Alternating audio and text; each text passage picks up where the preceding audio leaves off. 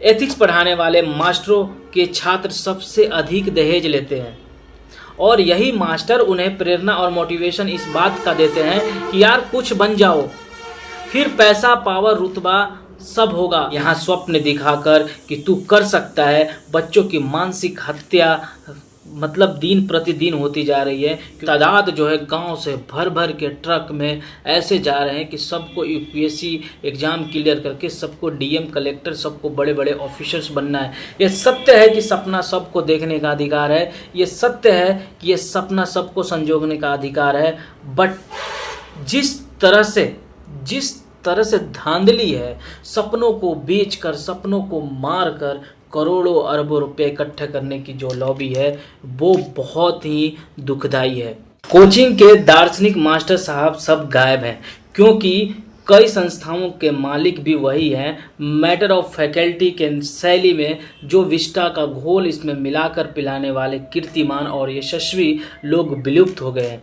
इनकी सभी कक्षाएं अवैध संस्थानों पर चलती आ रही है और बच्चों को एथिक्स एंड मोरालिटी के नाम पर जो विषय पढ़ाई जाती है, ऐसे छात्रों की लॉबी की पूरी सेना तैयार है। और वो सेना जो होती है इन संस्थाओं की अपनी असफलताओं को छुपाने हेतु हिंदी मीडियम के लोगों को चुना नहीं जा रहा है का बहाना देकर संस्थाओं को ऐसे बातों को लेकर सड़कों पर आंदोलन करवाते हैं। इन छात्रों से मिलेंगे तो आपको बताएंगे कि वेद व्यास और वाल्मीकि के मिश्रण तथा बुद्ध के गुरु के स्तर के शिक्षक हैं फलानवा सर। एक बार सुनिएगा उनको तो आपको पता चलेगा, समझ में आ जाएगा कि लेवल क्या है। पैसा कमाना अपराध नहीं है, अपराध अपने पैसों के गाड़ी के तेल की टंकी में भरा गया रक्त और छात्र छात्राओं की असफलताओं का जीवाश्म बन चुका और उसकी उगाही करते जा रहे हैं। एथिक्स पढ़ाने वाले मास्टरों के छात्र सबसे अधिक दहेज लेते हैं और यही मास्टर उन्हें प्रेरणा और मोटिवेशन इस बात का देते हैं कि यार कुछ बन जाओ, फिर पैसा, पावर, रुतबा सब होगा तुम्हारे पास। कभी नहीं सुना कि पद पाकर तुम पूरे जिले को बदलने की क्षमता होती है। सदुपयोग करना, पावर देखकर बह मत जाना, कभी नहीं। अच्छा करना मोटिवेशन है ही नहीं, क्योंकि व्यवसाय लाभ पर टिका होता है, सक्सेस उसका बाय प्रोडक्ट है। ऐसे दर्जनों बेसमेंट और आवासीय परिसरों के कमरों में प्रोजेक्टर स्क्रीन लगी कक्षाएं हैं जो मुखर्जी नगर बांध से जीटीवी नगर मेट्रो स्टेशन वाली सड़क के दोनों ओरों के घरों में 2020 से चला आ रहा है। और ये 2020 नहीं, इससे पहले से चला आ रहा है। संभवतः अभी भी वहाँ पर इसी तरह से कंडीशन इतनी बुरी सिचुएशन में बनी हुई है। यहाँ स्वप्न दिखाकर कि तू कर सकता है, बच्चों की मानसिक हत्या मतलब दिन प्रतिदिन होती जा रही है क्योंकि वहाँ आने वाले 90% लोग अयोग्य होते हैं। ये फैक्ट। करोड़ों बच्चे इस यूपीएससी आईएएस के एग्ज़ाम देने के लिए तत्पर हैं और कई सालों से ये धंधा चलते आ रहा है और इसमें लोग कंटिन्यू तैयारी कर रहे हैं, जी जान से मेहनत कर रहे हैं। और इसी कंटिन्यूटी में इतनी पैमाने पर जो वायरस वाला संक्रमण आया कोरोना काल, इसमें जो बढ़ोतरी देखने को मिली क्योंकि ऑनलाइन में बड़े बड़े टीचर्स जो हैं ग्लैमर के रूप में आए और लोगों को सोशल मीडिया के माध्यम से इतनी प्रोत्साहन देने में इन 4-5 सालों में लगा दोस्तों कि तादाद जो है गाँव से भर भर के ट्रक में ऐसे जा रहे हैं कि सबको यूपीएससी एग्जाम क्लियर करके सबको डीएम, कलेक्टर, सबको बड़े बड़े ऑफिसर्स बनना है। ये सत्य है कि सपना सबको देखने का अधिकार है, ये सत्य है कि ये सपना सबको संजोगने का अधिकार है। बट जिस तरह से धांधली है, सपनों को बेचकर, सपनों को मारकर करोड़ों अरबों रुपए इकट्ठे करने की जो लॉबी है वो बहुत ही दुखदाई है।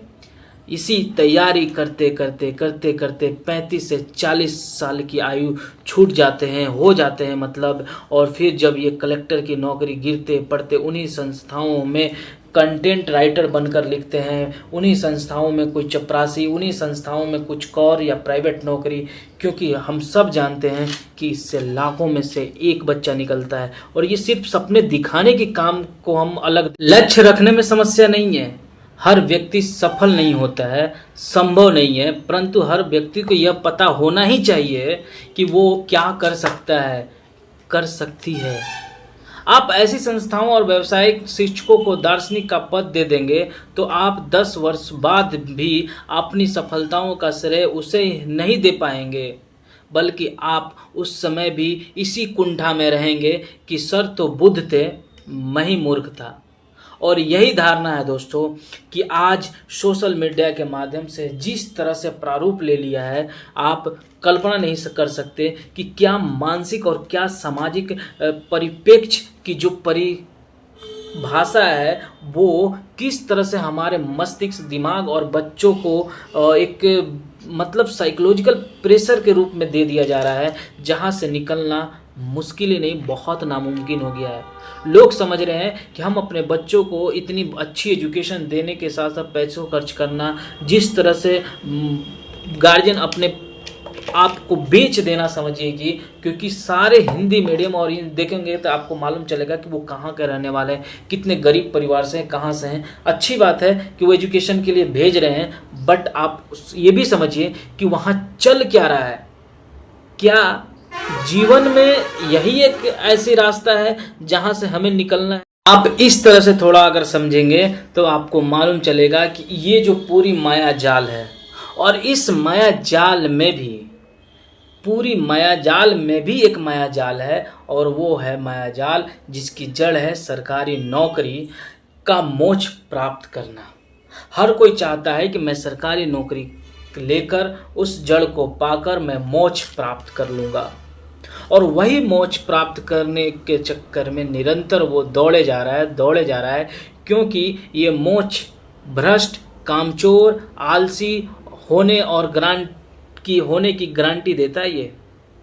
ये गारंटी उसके लिए देता है कि आप भ्रष्ट हो जाए, आप कामचोर हो जाएं, आपको किसी तरह का कोई आगे काम ना करना पड़े, आपका जीवन पूरी की पूरी सेफ्टी के साथ गुजरे, क्योंकि आप एक जगह ऐसे जगह पर चले गए हैं जहां आपसे कोई हटाएगा ही नहीं, और यही गारंटी जो है आपको खोखले करने की अंदर अंदर क्षमता रखता है।